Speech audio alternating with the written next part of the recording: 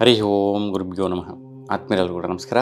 ಆತ್ಮೀಯರೇ, ನಾವೀಗ 2025 ಅಕ್ಟೋಬರ್ ತಿಂಗಳಲ್ಲಿ ಕುಂಭರಾಶಿಯವರಿಗೆ ಯಾವ ರೀತಿಯ ಒಂದು ಫಲಾಫಲಗಳು ಗ್ರಹಗತಿಗಳ ಬದಲಾವಣೆ ಚಲನೆಯಿಂದ ಸಿಗತ್ತೆ, ಪಡೆಯುವಂತಹ ಯೋಗಗಳೆಲ್ಲ ಇದೆ ಈ ಒಂದು ತಿಂಗಳಲ್ಲಿ ಅಂತ ನೋಡೋಣ. ನೋಡಿ, ತಾವೆಲ್ಲ ಸಹ ನಮ್ಮ ಒಂದು ಚಾನಲ್ ನೋಡ್ತಾ ಇದ್ದೀರಾ, ತುಂಬ ಇಷ್ಟ ಅಂತೇಳಿ ಹೇಳಿ ಪ್ರಶಂಸೆ ಮಾಡ್ತಾ ಇದ್ದೀರಾ. ನಿಮ್ಮ ಒಂದು ಅಭಿಪ್ರಾಯಗಳಿಗೆ ನಮಗೆ ತುಂಬ ಸಂತೋಷ ಕೊಡುವಂತಹ ಒಂದು ವಿಚಾರ ಆಗಿದೆ. ಹಾಗೆ ಎಲ್ಲರೂ ಕೂಡ ವಿಡಿಯೋಸ್ನ ನೋಡಿ ಲೈಕ್ ಮಾಡಿ ಮತ್ತು ನಿಮ್ಮ ಹಿತೈಷಿಗಳಿಗೆ ಶೇರ್ ಮಾಡಿ ಸಬ್ಸ್ಕ್ರೈಬ್ ಮಾಡ್ಕೊಳ್ಳಿ ಅಂತ ಎಲ್ಲರೂ ಪ್ರಾರ್ಥಿಸ್ತಾ, ಈಗ ಕುಂಭರಾಶಿಯವರಿಗೆ ಹೇಗಿದೆ ಈ ಒಂದು ಅಕ್ಟೋಬರ್ ತಿಂಗಳು ಅಂತ ನೋಡೋಣ. ನೋಡಿ, ಸೂರ್ಯ ಸಂಚಾರ ಬದಲಾವಣೆ.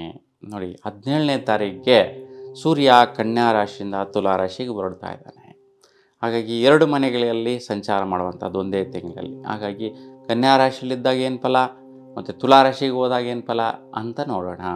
ನೋಡಿ, ಸ್ವಲ್ಪ ಆರೋಗ್ಯದ ಕಡೆ ಗಮನ ಹರಿಸ್ಬೇಕು. ಸ್ವಲ್ಪ ಶೀತ, ಅಲರ್ಜಿ, ಬ್ಲಡ್ ರಿಲೇಟೆಡ್ ಸಮಸ್ಯೆಗಳು ಇವೆಲ್ಲ ಬರುವಂತಹ ಸಾಧ್ಯತೆಗಳು ಜಾಸ್ತಿ ಇರುತ್ತೆ. ಅದಕ್ಕೆ ತುಂಬ ಜಾಗರೂಕತೆಯಿಂದ ಇರಿ.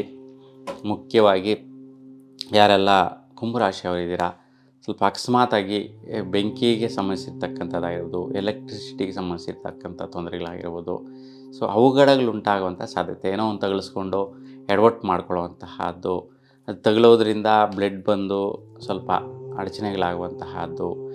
ಯಾರೆಲ್ಲ ಕುಶಲ ಕಾರ್ಮಿಕರು ಇರ್ತೀರಾ, ಯಂತ್ರಗಳ ಹತ್ರ ಕೆಲಸ ಮಾಡುವಂತಹವರು, ಅವರೆಲ್ಲ ತುಂಬ ಜಾಗರೂಕತೆಯಿಂದ ಇರಬೇಕು ಈ ಒಂದು ತಿಂಗಳಲ್ಲಿ 17ನೇ ತಾರೀಕುವರೆಗೂ. ಇನ್ನು 17ರ ನಂತರ ಸೂರ್ಯ ಬದಲಾವಣೆ ಆಗ್ತಾನೆ, ತುಲಾರಾಶಿಗೆ ಹೊರಡ್ತಾನೆ. ಹಾಗಾಗಿ ನೀಚ ಭಂಗ ರಾಜಯೋಗ ಅಂತಲೇ ಹೇಳ್ಬೋದು. ಯಾಕೆ ಅಂತಂದರೆ ಸೂರ್ಯನು ನೀಚ ಸ್ಥಿತಿಯಲ್ಲಿ ಸಂಚಾರ ಮಾಡ್ತಾ ಇರ್ತಾನೆ. ಆದರೆ ಭಾಗ್ಯಸ್ಥಾನದಲ್ಲಿ, ಅಂದರೆ ಅನವಶ್ಯಕವಾಗಿ ನೀವೇನೋ ಒಂದು ಪ್ರಯತ್ನ ಮಾಡೋಕ್ಕೆ ಹೋಗ್ತೀರಾ, ಅಲ್ಲೇನೋ ಒಂದು ಅದೃಷ್ಟ ಕುಲಾಯಿಸುವಂತಹದ್ದು, ಏನೋ ಮಾಡೋಕ್ಕೆ ಹೋಗಿ ಅಲ್ಲಿ ಒಂದು ಕೆಲವೊಂದು ಆಪರ್ಚುನಿಟಿಗಳು, ಅವಕಾಶಗಳು ಸಿಗೋದು, ಆ ರೂಟಲ್ಲಿ ಸ್ವಲ್ಪ ಫಾಲೋಅಪ್ ಮಾಡೋದು, ಅದರಿಂದ ಸ್ವಲ್ಪ ಬೆನಿಫಿಟ್ಗಳನ್ನ ಪಡೆಯುವಂತಹದ್ದು ಇರುತ್ತೆ. ಆದರೂ ಕೂಡ ತುಂಬ ಕೇರ್ಫುಲ್ಲಾಗಿ ಜಾಗೃತಿಯಿಂದ ಈ ಒಂದು ಭಾಗ್ಯಗಳನ್ನ ನೋಡ್ಕೋಬೇಕು. ಯಾವುದೋ ಸಿಕ್ಕಿದೆ ಬಿಡು ಅಂತೇಳ್ಬಿಟ್ಟು ನೀವು ದುಡುಕುವಂತಹ ಅದಕ್ಕೆ ಹೋಗಬಾರ್ದು. ಹಾಗಾಗಿ ಸ್ವಲ್ಪ 17ರ ನಂತರ ಸೂರ್ಯ ಶಾಂತಿ ಪರಿಹಾರ, ಅಂದರೆ ನವಗ್ರಹಗಳ ಮಧ್ಯೆ ಸೂರ್ಯ ದೇವರ ಮುಂದೆ ಒಂದು ತಂಬಿಟ್ಟು ದೀಪವನ್ನು ಬೆಳೆಸೋದ್ರಿಂದ ನಿಮಗೆ ತುಂಬ ಸುಫಲ ಪಡೆಯುವಂತಹದ್ದು ಸಿಗತ್ತೆ.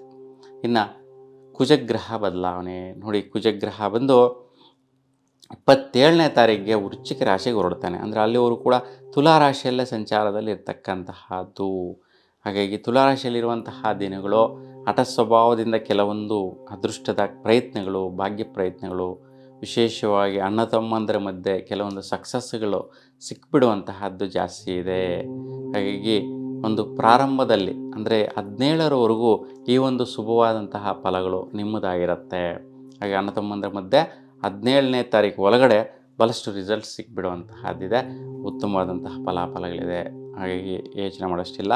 17ರ ನಂತರ 27ನೇ ತಾರೀಕುವರೆಗೂ ಕೂಡ ಅಣ್ಣ ತಮ್ಮಂದರ ಮಧ್ಯೆ ಏನಾದರೂ ಕೂಡ ವ್ಯವಹಾರಗಳು ಮುಂದುವರಿಸಿದರೆ, ಭಾತೃಸ್ಥಾನ ಅಂದರೆ ಅಣ್ಣ ತಮ್ಮ ಆಗಿರ್ಬೋದು, ಅಕ್ಕ ತಂಗಿಯರಾಗಿರ್ಬೋದು, ಇವರು ವಿಚಾರದಲ್ಲಿ ಸ್ವಲ್ಪ ತೊಂದರೆಗಳು ಬರುವಂತಹದ್ದು, ಜಡಾಪಟಿ ಉಂಟಾಗುವಂತಹದ್ದು, ವೈಷಮ್ಯಗಳು ಬರುವಂತಹದ್ದು, ವೈರಾಗ್ಯಗಳು ಉಂಟಾಗುವಂತಹದ್ದು, ಇವೆಲ್ಲ ಕೂಡ ಬರೋ ಸಾಧ್ಯತೆ ಇರುತ್ತೆ. ಅಂದರೆ 17ರಿಂದ 27 ಈ ಒಂದು ಡೇಟನ್ನು ಗಮನಿಸ್ಕೊಳ್ಳುವಂತಹದ್ದು ಒಳ್ಳೆಯದು. ಹಾಗಾಗಿ ಈ ಒಂದು ವೈಪರೀತ್ಯಕ್ಕೆ ತೊಂದರೆಗಳು ಎದುರಾಗುವಂತಹ ಸಿದ್ಧತೆ ಇರುತ್ತೆ. ಹಾಗೆ ಈ ಸಮಯದಲ್ಲಿ ನಿಮ್ಮ ಹತ್ರದಲ್ಲಿರ್ತಕ್ಕಂಥ ಸುಬ್ರಹ್ಮಣ್ಯ ಸ್ವಾಮಿ ದರ್ಶನ ಮಾಡಿ 9 ತಂಬಿಟ್ಟು ದೀಪಗಳನ್ನು ಬೆಳಗಿಸೋದ್ರಿಂದ ಈ ಒಂದು ವೈಪರೀತ್ಯ ದೋಷ ನಿವಾರಣೆ ಆಗುತ್ತೆ. ಇನ್ನು ಬುಧನ ಬದಲಾವಣೆ. ನೋಡಿ, 24ನೇ ತಾರೀಕಿಗೆ ಬುಧಗ್ರಹ ತುಲಾ ರಾಶಿಯಿಂದ ವೃಶ್ಚಿಕ ರಾಶಿಗೆ ಬದಲಾಗ್ತಾ ಇರ್ತಕ್ಕಂತಹದ್ದು. ಅಲ್ಲಿವರೆಗೂ ಕೂಡ ಒಂದು ತುಲಾ ರಾಶಿಯಲ್ಲೇ ಸಂಚಾರದಲ್ಲಿರ್ತಾನೆ ಈ ಒಂದು ಬುಧಗ್ರಹ. ಹಾಗಾಗಿ ಅಲ್ಲಿವರೆಗೂ ಕೂಡ ಕೆಲವೊಂದು ಭಾಗ್ಯ ಪ್ರಯತ್ನಗಳಂದರೆ ಭೂಮಿ ವಿಚಾರ ಆಗಿರ್ಬೋದು, ಮತ್ತು ವಿದ್ಯಾರ್ಥಿಗಳು ಇನ್ನು ಹೈಯರ್ ಸ್ಟಡೀಸ್ ಮಾಡುವಂತಹ ವಿಚಾರಗಳಿಗೋಸ್ಕರ, ಉನ್ನತ ವ್ಯಾಸಂಗಗಳಿಗೋಸ್ಕರ, ವಿದೇಶಗಳಿಗೆ ಹೋಗುವಂತಹ ವಿಚಾರಕ್ಕೋಸ್ಕರ ಪ್ರಯತ್ನಗಳು ನಡೆಯುತ್ತೆ. ಅದು ಕೂಡ 17ರವರೆಗೂ ಶುಭವಾದಂತಹ ರೀತಿಯಲ್ಲಿ ನಡೆದೋಗ್ಬಿಡುತ್ತೆ. 17ರ ನಂತರ ಅಷ್ಟು ಫಲ ಸಿಗೋದಿಲ್ಲ. 17ರಿಂದ 24 7 ದಿನಗಳಲ್ಲಿ ಈ ರೀತಿಯ ಪ್ರಯತ್ನಗಳು ಮಾಡದಿರೋದು ಉತ್ತಮವಾಗಿರುತ್ತೆ.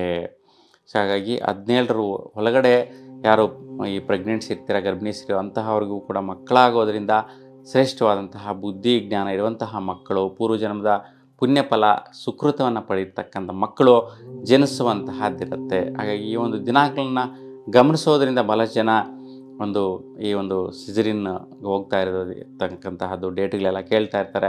ಹಾಗೆ ಡಾಕ್ಟರ್ ಸಜೆಷನ್ಸ್ ಕೊಟ್ಟರೆ ಅವರ ಒಂದು ಮಾತಿನ ಮೇರೆಗೆ 17ರ ಒಳಗಡೆ ಯಾರೆಲ್ಲ ಡೆಲಿವರಿ ಮಾಡಿಸ್ಕೊತೀರಾ ಅಂಥವ್ರಿಗೆಲ್ಲ ಶುಭವಾದ ಫಲಗಳು ಸಿಕ್ಕತ್ತೆ.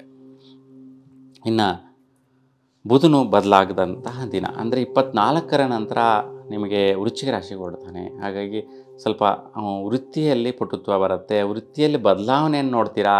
ನೋಡಿ, ಇಷ್ಟು ದಿನಗಳು ಏನೇನೋ ಕೆಲಸ ಮಾಡ್ತಾ ಇರ್ತೀರ, 24ರ ನಂತರ ಸಡನ್ನಾಗಿ ಬೇರೆ ಬೇರೆ ಯಾವುದಾದ್ರು ಆಪರ್ಚುನಿಟಿಗಳು ಬರುತ್ತೆ, ಬೇರೆ ಬೇರೆ ಕೆಲಸಗಳು ನಿಮ್ಮ ಮುಂದೆ ಬರುತ್ತೆ. ಅಂತಹ ಸದವಕಾಶಗಳನ್ನ ನೋಡುವಂತಹದ್ದು ಬರುತ್ತೆ. ಯಾವುದೋ ಫೋನ್ ಕಾಲ್ ಮುಖಾಂತರ ಇಲ್ಲ ಮೊಬೈಲ್ ನೋಡ್ತಾ ಇರ್ತೀರ, ಮೆಸೇಜ್ ಬರುತ್ತೆ. ಆ ಮೆಸೇಜ್ ನೋಡಿಬಿಟ್ಟು ಇಲ್ಲ ಯಾವುದೋ ಒಂದು ಬೇರೆ ಒಂದು ಗ್ರೂಪ್ಗಳಲ್ಲಿ ವಿಡಿಯೋ ನೋಡಿಬಿಟ್ಟು ಆ ಕೆಲಸ ಮಾಡಿದ್ರೆ ಹೆಂಗಿರುತ್ತೆ, ಆ ವೃತ್ತಿ ಮಾಡಿದ್ರೆ ಹೆಂಗಿರುತ್ತೆ, ಈ ರೀತಿ ಥಾಟ್ಸ್ ಬರುತ್ತೆ. ಆ ರೀತಿಯ ಒಂದು ಬದಲಾವಣೆಗಳು ನೋಡುವಂತಹದ್ದಿರುತ್ತೆ. ಹಾಗಾಗಿ ಆ ರೀತಿಯ ಒಂದು ನಿಮ್ಮ ಬುದ್ಧಿ ಚಾತುರ್ಯಗಳು ಬದಲಾವಣೆ ಆಗಿ ಆ ಕೆಲಸಗಳಿಗೆ ಕೈ ಹಾಕೋದ್ರಿಂದ ಸಕ್ಸಸ್ ಆಗುವಂತಹದ್ದಿರುತ್ತೆ. ನಿಮ್ಮ ಕುಟುಂಬದ ಒಂದು ಚೇಂಜಸ್ ಅಂದರೆ ನಿಮ್ಮ ಮನೆ ಕಡೆ ಏನೋ ಒಂದು ರೀತಿಯ ಒಂದು ಬದಲಾವಣೆ ತಂದುಕೊಳ್ಳುವಷ್ಟರ ಮಟ್ಟಿಗೆ ಈ ಒಂದು ವೃತ್ತಿಯಲ್ಲಿ ಕಾಣಿಸ್ಕೊಳ್ಳುವಂತಹದ್ದೇ. ನೋಡಿ, ಈ ರೀತಿ ಒಂದೊಂದು ಸರಿ ಅವಕಾಶಗಳು ಅದೃಷ್ಟಗಳು ಕಾದಿರುತ್ತೆ. ಆದರೆ ನೀವು ತಿಳ್ಕೊಳ್ಳೋದ್ರಿಂದ ನೀವು ಪರ್ಟಿಕ್ಯುಲರಾಗಿ ಇನ್ವಾಲ್ವ್ ಆಗ್ತೀರಾ, ಆ ಒಂದು ವಿಚಾರಕ್ಕೆ ಒತ್ತು ಕೊಟ್ಟು ಮುಂದುವರಿಸುವಂಥ ಪ್ರಯತ್ನ ಮಾಡ್ತೀರಿ. ಇಲ್ಲಾಂದರೆ ಕ್ಯಾಜುವಲಾಗಿ ಬರುತ್ತೆ, ಏನೋ ಒಂದಷ್ಟು ಪರ್ಸೆಂಟೇಜು ಇನ್ವಾಲ್ವ್ಮೆಂಟ್ ಕೊಡ್ತೀರಾ, ಮತ್ತೆ ಮರ್ತೋಗ್ತೀರಾ.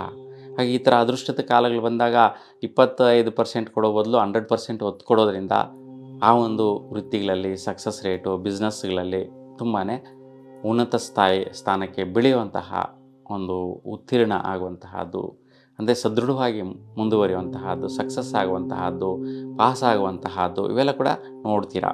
ಇನ್ನು ಗುರು ಬದಲಾವಣೆ ನೋಡಿ, ಗುರುಗ್ರಹ ಮಿಥುನ ರಾಶಿಯಲ್ಲಿ ಸಂಚಾರ ಮಾಡ್ತಾ ಇದ್ದಾನೆ ದೀರ್ಘಕಾಲದಿಂದಲೂ ಕೂಡ. ಹಾಗಾಗಿ ನಿಮಗೆ ಗುರುಬಲ ಪರಿಪೂರ್ಣವಾಗಿದೆ. ಹಾಗಾಗಿ ಪೂರ್ವಜನ್ಮ ಸುಕೃತ ಫಲ ಯೋಗ ಚೆನ್ನಾಗಿದೆ. ಆದರೆ 18ನೇ ತಾರೀಕಿಗೆ ವಕ್ರ ಸ್ಥಿತಿಯಲ್ಲಿ ಕಟಕ ರಾಶಿಗೆ ಪ್ರವೇಶ ಮಾಡ್ತಾನೆ. ಹಾಗಾಗಿ ಈ ಒಂದು ಪುನರ್ವಸು ನಕ್ಷತ್ರದಕ್ಕೆ ಹೊರಡುವಾಗ ಕೆಲವೊಂದು ರೀತಿಯ ಒಳ್ಳೆಯ ಪ್ರತಿಫಲಗಳು ಅಂದರೆ ಸುಖಕ್ಕೆ ಒಂದು ಪ್ರಾಪ್ತಿ ಸಿಗುವಂತಹದ್ದು, ಸುಖ ಯೋಗಗಳನ್ನು ಪಡೆಯುವಂತಹದ್ದು, ಮತ್ತು ಕೆಲವೊಂದು ಖರ್ಚುಗಳು ಮಾಡಿ ನಿಮಗೆ ಸುಖ ತಂದುಕೊಳ್ಳುವಂಥದ್ದು. ಅಂದರೆ ಏನು ಖರ್ಚು ಮಾಡಿ ಸುಖ ತಂದುಕೊಳ್ಳುವಂತಹದ್ದು ಅಂದರೆ ವಿದೇಶಕ್ಕೆ ಅಬ್ರಾಡ್ಗೆ ಹೋಗಿ ಬರುವಂತಹದ್ದು, ಅದೆಲ್ಲ ಕೂಡ ಒಳ್ಳೆಯ ರೀತಿಯ ಒಂದು ಕಾರ್ಯ ಅಂದರೆ ಖರ್ಚಾಗಲೇ ಆಗುತ್ತೆ. ಮತ್ತು ಪುಣ್ಯಸ್ಥಳ ದರ್ಶನ ಮಾಡುವಂತಹದ್ದು, ಗುರು ದರ್ಶನ ಮಾಡುವಂತಹದ್ದು, ಗುರು ಸೇವೆ ಮಾಡುವಂತಹದ್ದು, ಇವು ಎಲ್ಲದರಿಂದ ಖರ್ಚಾದರೂ ಸಹ ಸಂತೃಪ್ತಿ ಸಿಗುವಂತಹದ್ದು ಇರುತ್ತೆ. ಮತ್ತು ಒಂದು ದೊಡ್ಡ ದೊಡ್ಡ ವ್ಯಕ್ತಿಗಳ ಜೊತೆ ಸಹಯೋಗ ಆಗುವಂಥದ್ದು, ಅವರ ಪರಿಚಯ ಆಗುವಂಥದ್ದು, ಅವರಿಂದ ಒಳ್ಳೆಯ ರೀತಿಯ ನಿಮಗೆ ಅನುಗ್ರಹ ಸಿಗುವಂತಹದ್ದು ಕೂಡ 18ರ ನಂತರದ ದಿನಗಳಲ್ಲಿ ಸಿಗತ್ತೆ. ಇನ್ನು ಶುಕ್ರನ ವಿಚಾರ ನೋಡೋಣ. ನೋಡಿ, ಶುಕ್ರ ಗ್ರಹ ಬಂದು 9ನೇ ತಾರೀಕಿಗೆ ನಿಮಗೆ ಸಿಂಹರಾಶಿಯಿಂದ ಕನ್ಯಾ ರಾಶಿಗೆ ಹೊರಡ್ತಾ ಇದ್ದಾನೆ. ನೋಡಿ, ಸಿಂಹರಾಶಿಯಲ್ಲಿ ಉತ್ತರ ನಕ್ಷತ್ರ ಅಂದರೆ ಸೂರ್ಯನ ನಕ್ಷತ್ರ, ಶತ್ರು ನಕ್ಷತ್ರ ಮತ್ತು ಶತ್ರು ಸ್ಥಾನ ಬೇರೆ ಸಿಂಹರಾಶಿ. ಹಾಗಾಗಿ ಅಲ್ಲಿರ್ತಕ್ಕಂಥ ಶುಕ್ರನಿಗೆ ಸ್ವಲ್ಪ ತದ್ವಿರೋಧವಂಥ ಫಲ ಇದೆ. ಹಾಗಾಗಿ ದಂಪತಿಗಳಿಗೆ ಸ್ವಲ್ಪ ಕಸಿವಿಸಿ ಇರ್ತಕ್ಕಂತಹದ್ದಿರುತ್ತೆ. ಮತ್ತು 9ರ ನಂತರ ಈ ಒಂದು ಶುಕ್ರ ಅಷ್ಟಮ ಸ್ಥಾನಕ್ಕೆ ಹೋಗ್ತಾ ಇರ್ತಕ್ಕಂತಹದ್ದು. ಹಾಗಾಗಿ ಸ್ವಲ್ಪ ಆರೋಗ್ಯದ ಕಡೆ ಗಮನ ಹರಿಸಿ, ಸ್ವಲ್ಪ ಶೀತ ಬಾಧೆ ಆಗುವಂಥದ್ದು, ಅಲರ್ಜಿ ಬರುವಂತಹದ್ದು, ಅಲರ್ಜಿಯಿಂದ ENT ಸಮಸ್ಯೆಗಳು ಬರುವಂತಹದ್ದು, ಇವೆಲ್ಲವೂ ಕೂಡ ಉಲ್ಬಣಿಸುವಂತಹ ಸಾಧ್ಯತೆಗಳು ಜಾಸ್ತಿ ಇರುತ್ತೆ. ತುಂಬ ಜಾಗೃತಿಯಿಂದ ಇರಿ. ನಿಮ್ಮ ಹತ್ತಿರದಲ್ಲಿರ್ತಕ್ಕಂತಹ ದೇವಿ ಅಮ್ಮನವರಿಗೆ ಕುಂಕುಮಾಷ್ಟೋತ್ರ ಮಾಡಿಸ್ಕೊಳ್ಳೋದ್ರಿಂದ 6 ದಿನಗಳ ಕಾಲ ತುಂಬ ಶುಭ ಸೂಚನೆ ಇರುತ್ತೆ. 9ರ ನಂತರ ಮಾಡಿಕೊಳ್ಳುವಂತಹದ್ದು ಒಳ್ಳೆಯದು. ಇಲ್ಲ ಅಂತಂದರೆ ಸ್ವಲ್ಪ ಆರೋಗ್ಯದಲ್ಲಿ ವೈಪರೀತ್ಯ ಇರುತ್ತೆ. ಹಾಸ್ಪಿಟ್ಲಿಗೆ ಹೋಗ್ತೀರಾ, ಶುಕ್ರನೇ ಸರಿ ಇಲ್ಲ ಅಂತಂದರೆ ದುಡ್ಡು ಸುರಿತೀರಾ, ಖರ್ಚು ಮಾಡ್ತೀರಾ, ಅನವಶ್ಯಕವಾಗಿ ಕಳ್ಕೊತೀರ. ಹಾಗಾಗಿ ಸೂಕ್ಷ್ಮವಾದಂತಹ ಪರಿಹಾರಗಳಿರುತ್ತೆ. ನಮ್ಮ ಸುತ್ತಲೂ ಇರ್ತಕ್ಕಂಥ ಗ್ರಹಗತಿಗಳಿಗೆ ಸಂಬಂಧಿಸಿರ್ತಕ್ಕಂತಹ ಗಿಡ ಮರ ಬಳ್ಳಿ ದೀಪದ ಪೂಜೆಗಳು, ಧಾನ್ಯದ ಪೂಜೆಗಳು, ಇಂತಹ ಒಂದು ಸೂಕ್ಷ್ಮವಾದಂತಹ ಸರಳವಾದಂತಹ ಪರಿಹಾರಗಳಿಂದ ನಾವು ಪರಿಹರಿಸ್ಕೊಳ್ಳುವಂತಹ ಒಂದು ಅವಕಾಶಗಳಿರುತ್ತೆ. ಹಾಗೆ ಆ ರೀತಿ ಮಾಡೋದು ಉತ್ತಮ. ಹಾಗೆ ಈ ಪರಿಹಾರ ಮಾಡ್ಕೊಳ್ಳಿ, ಶುಭವಾದಂತಹ ಫಲ ಸಿಗುತ್ತೆ. ಇನ್ನು ಶನಿ ಚೇಂಜಸ್ ಆಗ್ತಾ ಇರತಕ್ಕಂತಹದ್ದು ನೋಡಿ, ಶನಿ ಏನು ಚೇಂಜ್ ಆಗ್ತಾ ಇಲ್ಲ, ಆದರೆ ವಕ್ರ ಸ್ಥಿತಿಯಲ್ಲಿ ಪೂರ್ವಭದ್ರ ನಕ್ಷತ್ರ ಮತ್ತು ಉತ್ತರಾಭದ್ರ ನಕ್ಷತ್ರ 2 ನಕ್ಷತ್ರಗಳಲ್ಲಿ ಈ ತಿಂಗಳಲ್ಲಿ ಸಂಚಾರ ಮಾಡೋ ಸ್ಥಿತಿ ಇರುತ್ತೆ. ವಕ್ರ ಅಂದರೆ ರಿವರ್ಸ್ ಸುತ್ತಾ ಇರುವಂತಹದ್ದು.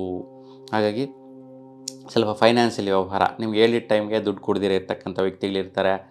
ನಿಮಗೆ ಈ ತಿಂಗಳಲ್ಲಿ ದುಡ್ಡು ಸೆಟಲ್ಮೆಂಟ್ ಆಗುತ್ತಪ್ಪ ಅಂತ ಹೇಳಿರ್ತಾರೆ, ಆದರೆ ಆಗ್ತಾ ಇರಲ್ಲ, ಲೇಟ್ ಮಾಡ್ತಾ ಇರ್ತಾರೆ, ನಿಧಾನ ಮಾಡ್ತಾ ಇರ್ತಾರೆ, ಇಲ್ಲ ಡೇಟ್ ಪೋಸ್ಟ್ಪೋನ್ ಮಾಡ್ತಾರೆ. ಆವಾಗ ಸಡನ್ನಾಗಿ ನಿಮಗೆ ಸ್ವಲ್ಪ ಟೆನ್ಷನ್ ಉಂಟಾಗುತ್ತೆ. ಯಾಕಂದರೆ ನೀವೇನೋ ಕಮಿಟ್ ಆಗಿಬಿಟ್ಟಿರ್ತೀರಾ, ಯಾವುದೋ ದುಡ್ಡು ಬರುತ್ತೆ ಬಿಡಪ್ಪ ಅಂತ, ಆದರೆ ಅದು ಸಮಯಕ್ಕೆ ನಿಮಗೆ ರೀಚ್ ಆಗೋ ಥರ ಸ್ಥಿತಿಯಲ್ಲಿ ಇರೋದಿಲ್ಲ. ಅದಕ್ಕೇನೋ ಒಂದು ರೀತಿ ಆಲೋಚನೆ ಜಾಸ್ತಿ ಇರುವಂಥದ್ದು, ಮತ್ತು ಸ್ವಲ್ಪ ಖರ್ಚುಗಳ ಬಗ್ಗೆ ಆಲೋಚನೆ ಮಾಡ್ತಾ ಇರ್ತಾರೆ. ಈ ದುಡ್ಡು ಬರುತ್ತೆ, ಅದಕ್ಕೆಲ್ಲ ಖರ್ಚು ಮಾಡಿಬಿಟ್ಟು ಏನೋ ಒಂದು ಸಾಧನೆ ಮಾಡೋಣ ಅಂತ. ಅದರ ಬಗ್ಗೆ ಸ್ವಲ್ಪ ಅರ್ಧಂಬರ್ಧ ಪ್ರತಿಫಲಗಳಿರುತ್ತೆ. ಹಾಗೆ ಪರಿಪೂರ್ಣವಾಗಿ ಫಲ ಸಿಗಬೇಕು ಅನ್ನುವಂತಹದ್ದಾದರೆ ನೀವು ಒಂದು ಕೋತಿಗಳಿಗೆ ಕರಿ ಎಳ್ಳು ಮಿಶ್ರಣದ ಒಂದು ಪದಾರ್ಥಗಳನ್ನು ನೀವು 8 ದಿನಗಳ ಕಾಲ ನೀವು ಅರ್ಪಿಸೋದ್ರಿಂದ ಈ ತಿಂಗಳಲ್ಲಿ ಒಳ್ಳೆಯ ಫಲ ಸಿಗತ್ತೆ. ಇನ್ನು ರಾಹುಕೇತುಗಳ ಬಗ್ಗೆ ನೋಡೋಣ. ನೋಡಿ, ರಾಹು ಬಂದು ಕುಂಭರಾಶಿ ಅಂದರೆ ನಿಮ್ಮ ರಾಶಿಯಲ್ಲಿರ್ತಕ್ಕಂಥದ್ದು, ಸಿಂಹರಾಶಿಯಲ್ಲಿ ಕೇತು ಇರ್ತಕ್ಕಂತಹದ್ದು. ಅದಕ್ಕೆ ಸ್ವಲ್ಪ ರಾಹುಕೇತು ಪ್ರಭಾವ ಅಂದರೆ ಸರ್ಪದೋಷದ ಪ್ರಭಾವ ನಿಮ್ಮ ಮೇಲೆ ಇರ್ತಕ್ಕಂತಹದ್ದು. ಹಾಗಾಗಿ ಶ್ರೀಕಾಳಹಸ್ತಿಗೆ ಹೋಗಿ ರಾಹುಕೇತು ಶಾಂತಿ ಮಾಡಿಸ್ಕೊಳ್ಳಿ.